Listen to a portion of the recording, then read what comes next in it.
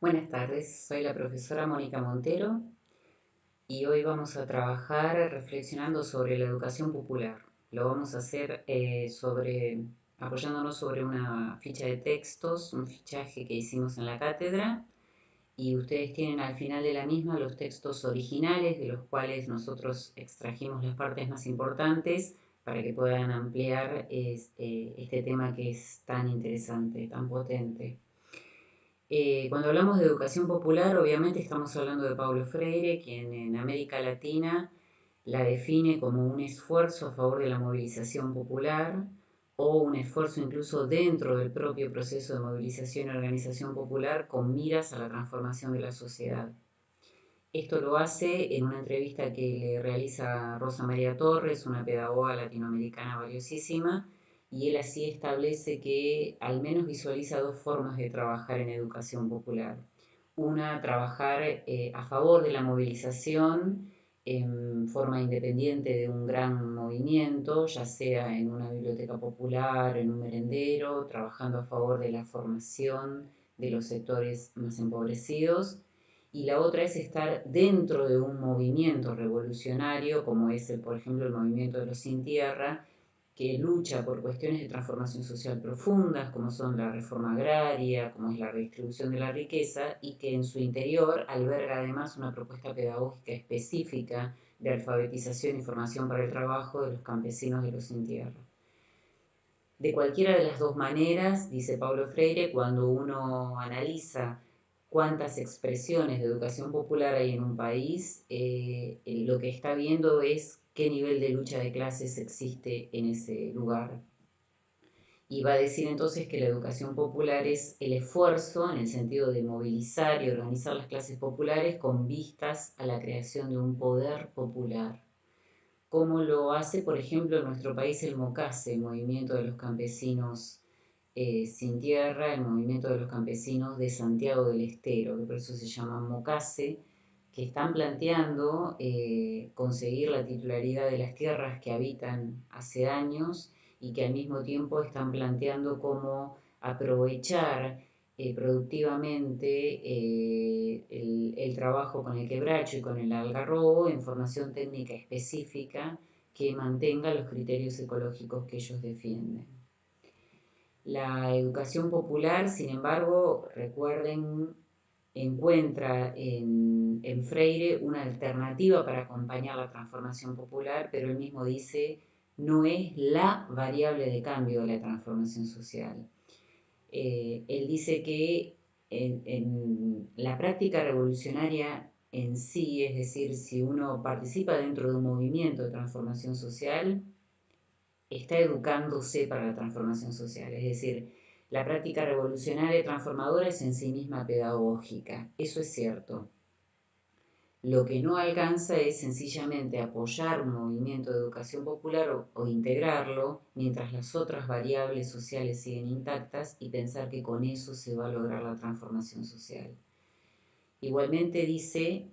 tampoco es una solución quedarnos inmóviles esperando a que llegue la transformación social para recién ahí acoplarnos y participar en educación popular. Él nos invita a que, aunque sea en un proyecto modesto, aunque sea en una propuesta pequeña, en un galpón cultural, en una biblioteca, que participemos, que reconozcamos qué espacios existen dentro de lo social para que podamos acompañar políticamente este esfuerzo de educación popular. Otra personalidad en nuestro país que apoya fuertemente la educación popular es Pablo Pinó. Eh, lo conocemos ya de varios textos que trabajamos en la cátedra. Pablo Pinó además apoya la red de educadores populares y él mismo encuentra muy difícil definir qué es educación popular. Él va a decir que educación popular tiene la doble complejidad de tener que definir qué es la educación, que ya de por sí es algo muy complejo, y al mismo tiempo agregarle el adjetivo popular implica pensar qué es pueblo. Y él dice, pueblo tiene connotaciones tan imbricadas, tan complicadas como pensarlo desde lo económico, es decir, pueblo es el proletario, pueblo es el explotado, pueblo es la fuerza de trabajo. Al mismo tiempo tiene una connotación política muy fuerte, pueblo es asociado al que milita o adhiere a determinados partidos políticos, al mismo tiempo tiene una mirada cultural, es popular aquello que puede identificarse con determinadas costumbres, con orígenes. Por lo tanto, él dice, lo que voy a hacer es definir educación popular por 5 características que son propias. Y él dice que son los sujetos a los que se dirige, los conocimientos a impartir, las finalidades, las formas y los métodos y las entidades educativas. Respecto a la primera característica que define la educación popular, según Pablo Pinó, los sujetos a los que se dirige son, en la educación popular, sujetos adultos que no han tenido la oportunidad o han sido expulsados en las edades esperadas para el sistema educativo de recibir la propuesta pedagógica. Entonces la reciben de adultos. Los conocimientos a impartir tienen que ver no con lo que el diseño curricular establece para el sistema educativo argentino, que a veces es demasiado uniforme, sino que tiene que ver con una propuesta de contenidos muy contextualizada a la realidad de vida y a las necesidades de los sujetos que están siendo los educandos. Las finalidades son distintas también, mientras el sistema educativo sigue teniendo mucha carga de disciplinamiento en la finalidad, la educación popular se propone generar movimientos de participación, de lucha, de organización. Las formas y métodos son diferentes. En la educación popular se proponen técnicas y construcciones metodológicas que atienden más al protagonismo de los educandos, a que puedan hacer escuchar su voz, a que sean protagonistas del proceso educativo. Y en cuanto a las entidades educativas, muchas veces no son escuelas, aunque a veces sí prestan sus edificios, sino que se dan en merenderos, en sectores, en lugares que son galpones comunitarios, que tienen más que ver con organizaciones populares que con sistema educativo. Estos son los 5 rasgos que define Pablo Pinó, quien además sostiene que en nuestro país la trayectoria de la educación popular es muy extensa. Él dice que comienza alrededor de 1850 y la periodiza en 4 etapas de acuerdo a cómo se relaciona la educación popular con el sistema educativo oficial. Entonces va a decir que hay 4 periodos: el de homologización, el de complementariedad, el de síntesis y el de oposición. Vayamos uno por uno. El primero, el de homologización, que se desarrolla entre 1850 y 1900, tiene como protagonista, como uno de los protagonistas, a Domingo Faustino Sarmiento. Recuerden que él bregaba por una educación popular y cuando decía educación popular lo expresaba además escribiendo un libro muy reconocido de él que fue Educación Popular, en el cual se deja entrever que lo popular lo asocia a la masividad, a que fuera una escuela que incluyera a todo sujeto, toda persona educable. El mismo Pinó nos señala que esto es más que nada una expresión retórica, ya que la masividad ya había quedado truncada al momento en que él apoyó la eliminación y la exclusión de amplios sectores sociales como son los pueblos originarios y los gauchos que él consideraba indómitos. El segundo periodo que nombra Pinó es el de la complementariedad, se desarrolla entre 1900 y 1943 y se destaca el florecimiento de las asociaciones de la sociedad civil que proponen educación popular. Aparecen muchas propuestas de educación popular desde los gremios, desde el anarquismo, desde el socialismo, y le llama complementariedad porque el Estado las observa y las acompaña muchas veces con concesión de inmuebles, con subsidios, se apoya a la educación popular, así como algunas entidades de la educación popular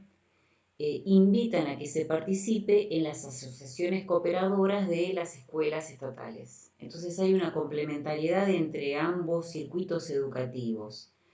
En nuestra diapositiva, uno de los ejemplos de educación popular, Alicia Moró, que fue una de las primeras mujeres que dio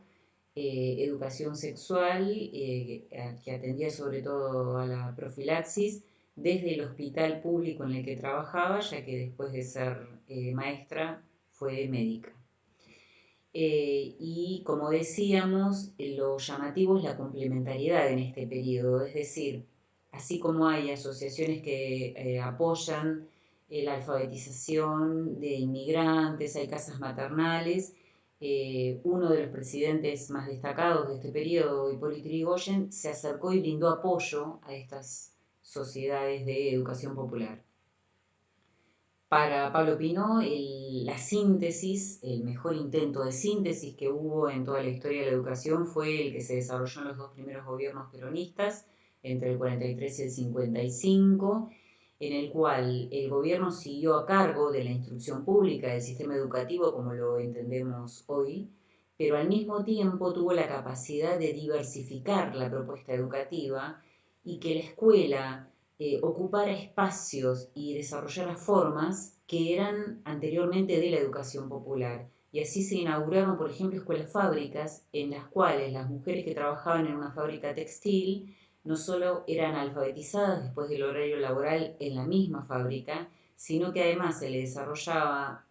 una propuesta de saberes técnicos específicos que le daban un título al final de unos años de oficial costurera reconocido por el Ministerio de Educación. Es decir, estas propuestas que se acercaban a la educación popular por el formato, por el contenido, por la finalidad, tenían un título reconocido por el sistema educativo. Esto también fue acompañado por propuestas de educación integral que incluían, por ejemplo, la educación física, que anteriormente no existía en la escuela, o la formación técnica, que anteriormente tampoco se incluía dentro de las posibilidades del secundario. La educación física hizo que también se hicieran propuestas educativas diferentes, como las que eran los veranos en Chapatmalal, que permitían a los chicos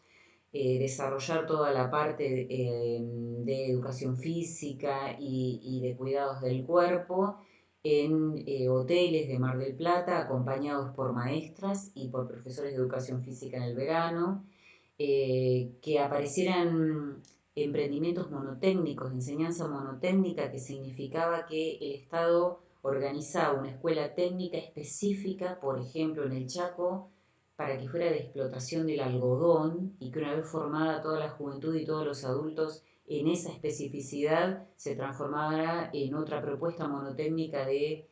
explotación del azúcar en Tucumán y que así hubiera propuestas ajustadas a las necesidades regionales.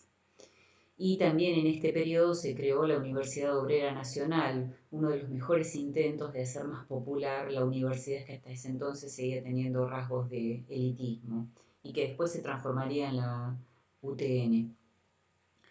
El periodo siguiente que presenta Pinó se desarrolla entre 1955 y 1983, un periodo largo con muy frecuentes interrupciones militares de los gobiernos democráticos y con proliferación de propuestas de educación popular. Recuerden que es el momento más fructífero en la obra de Paulo Freire y de todas las teorías que son crítico-reproductivistas y que implicó también el surgimiento del movimiento de la teología de la liberación, una rama de la Iglesia Católica que va a apoyar sobre todo a los más pobres y que significó para los gobiernos dictatoriales una propuesta considerada subversiva y que fue perseguida, cuyos representantes fueron torturados y fueron desaparecidos. Así como en el sistema educativo estos gobiernos tenían una forma de gestión muy autoritaria, la propuesta de educación popular era vista como lo opuesto a lo que debía ser la educación y con ese fin fue que se persiguió y se acotó tanto la propuesta educativa popular en este periodo. Nosotros agregamos de la mano de Elizalde otro movimiento que nos parece muy potente para entender lo que es la educación popular y es el de las fábricas recuperadas. En los 90, durante el gobierno neoliberal de Carlos Menem, los dos gobiernos de Menem, se produjo un vaciamiento de empresas que presentaban quiebras fraudulentas y que dejaban en la calle a miles de trabajadores porque destinaban los fondos por ejemplo, a cuestiones de especulación financiera. Los obreros despedidos en una época de terrible recesión económica, no tenían otro trabajo alternativo, entonces se propusieron organizarse como cooperativa, pedir autorización al gobierno para recuperar esas fábricas y para explotarlas ellos. Y encontraron como una limitación la falta de conocimiento sobre cómo gestionar la parte contable, cómo gestionar la parte de seguridad, de sanidad. Entonces organizaron dentro de las mismas empresas recuperadas, por ejemplo la Sanón, cursos que ellos tenían todos los días y que después empezaron a soñar con que fueran bachilleratos, es decir, con que fueran reconocidos, así que establecieron negociaciones con las autoridades educativas del sistema oficial y llegaron a armar un diseño curricular a la medida de esas fábricas, con los contenidos que necesitaban para seguir trabajando en esas fábricas, pero complementados con saberes que eran considerados curriculares básicos o mínimos por el Ministerio de la Educación, el Ministerio de Educación que no solamente les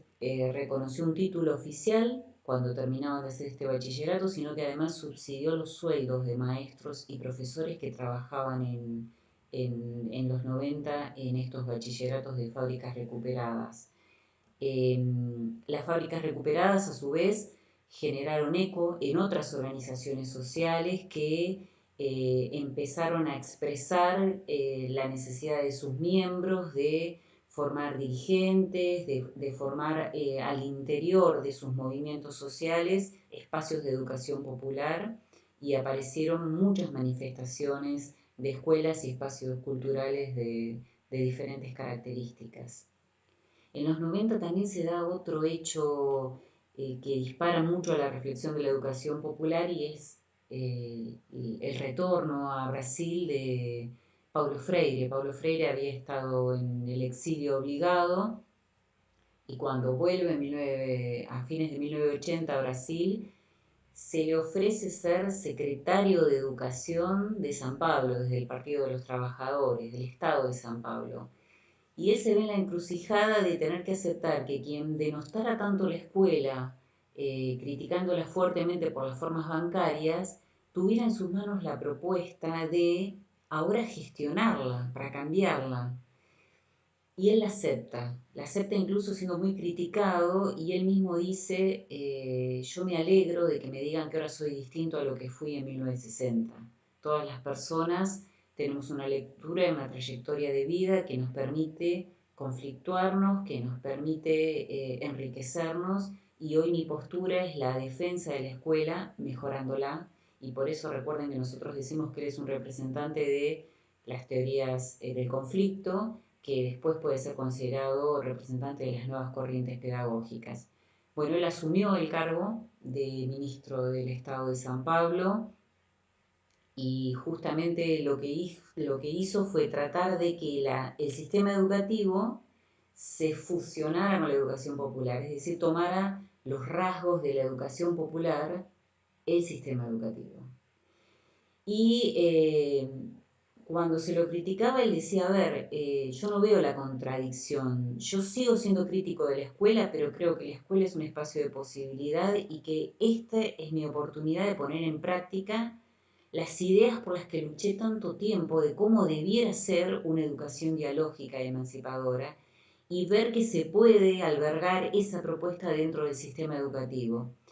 Que se puede democratizar la escuela y que se puede superar ese autoritarismo que parece intrínseco que existe en el sistema educativo, también en el brasilero, ¿no?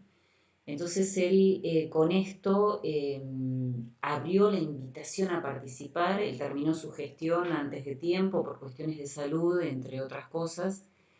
y reconoció que ni siendo él ministro de Educación del Estado de San Pablo había logrado convencer a todos los docentes y a todas las comunidades de la necesidad de democratizar la escuela.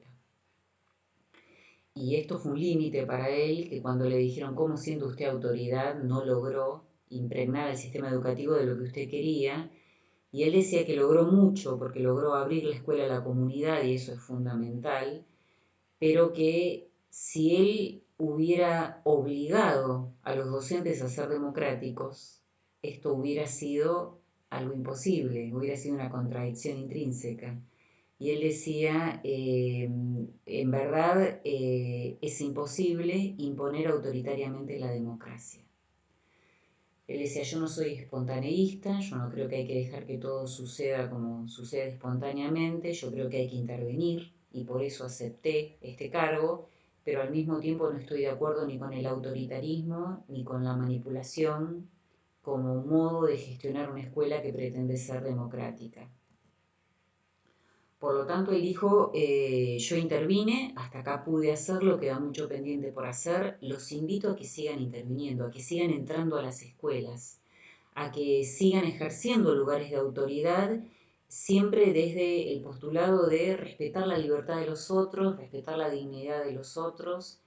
y siempre pensando que la forma de trabajar en educación, si lo que queremos es una educación problematizadora, dialógica, emancipadora, no puede alejarse de la democracia, tiene que ser fundamentalmente democrática, tiene que sostener un diálogo abierto y tiene que basarse en nuestra valentía. Nos quedan cosas para ver, educación popular, las vamos a ver la clase que viene, tienen que ver con el método de alfabetización, que él mismo decía no es método,